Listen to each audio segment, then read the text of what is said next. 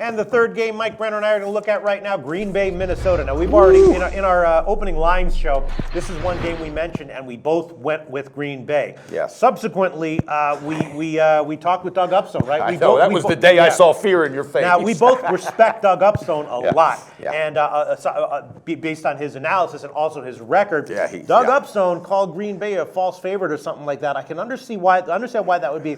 I've thought about this a little bit more, though. Minnesota, they're having issues, though, right? They're not revealing even to the team who the quarterback is going to be. I know it. And look, if this was against any other team, like a vulnerable team, even a mid-range team who was a road favorite, I would say that's a concern. But against Green Bay, that's a problem. I mean, you can't bring that kind of an offensive game plan into Green Bay and expect to reliably get a win, right? Yeah. And they had problems opening. Actually, they're at home though. They're not in. Yeah. But they had I'm saying bring it into a game against Green Bay, right? Okay, I got you. And not only that, but in week one they had problems opening holes on the offensive line. Of course, 19 carries, 31 yards. I understand Doug Upstone's analysis of this.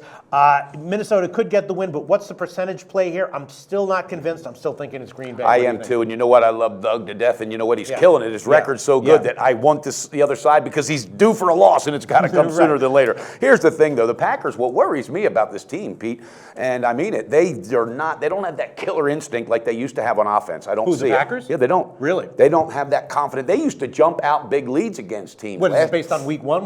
This is last year. A lot of their problems, and last week I saw it again. They're not jumping out early on teams. I don't see that killer instinct, but I think this is where they figure it out. At Minnesota, another division rival game, okay? And again, Minnesota, you got quarterback issues. Adrian Peterson is a little bit older. They're going to key on him, and whether it's Bradford or whoever they bring into that game, they're going to have their hands full.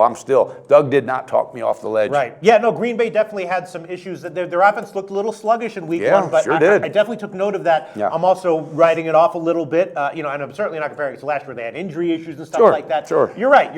Everything that you said is right, but I am willing to write all of that off. It is tough to go into Minnesota as a road favorite and be a 55% or 50%. No doubt. And with what I said, I'm still with you. I'm still going. I'm still backing them. I'm absolutely just recognizing maybe for the next step next week, I try to stay a step ahead of them. Well, this is one game that I will ask Brent from BetDSI about specifically. I'll ask him where the sharp and public action is. As of now, the line hasn't moved much. It's moved a little bit in Minnesota's favor, a teeny bit. It was 2.5 when it opened. It's 2.5 now, although here line shopping at SBR odds, you can get 2 at Bookmaker and DSI and Bet Online. A bunch of places have 2, but it's still 2.5 at Pinnacle. You're a damn machine, Pistol I'm just saying it's still 2.5 at Pinnacle. It's still 2.5 at Heritage. So there hasn't been, and if there was any big sharp action on Minnesota, I think it would have been. Those lines would have moved. I agree. I agree. I don't know. We're still on Green Bay as of right now, and we might come off of them tomorrow. We'll see what information comes in over the weekend, and we'll see how this line does move. But as of right now, we're in agreement. Still liking the Still in agreement. But I tell you about that idea I came up with last night. What's that? Reality TV right now. There's like 73% it takes up of the TV. Really? They ought absolutely. Okay. They ought to do a show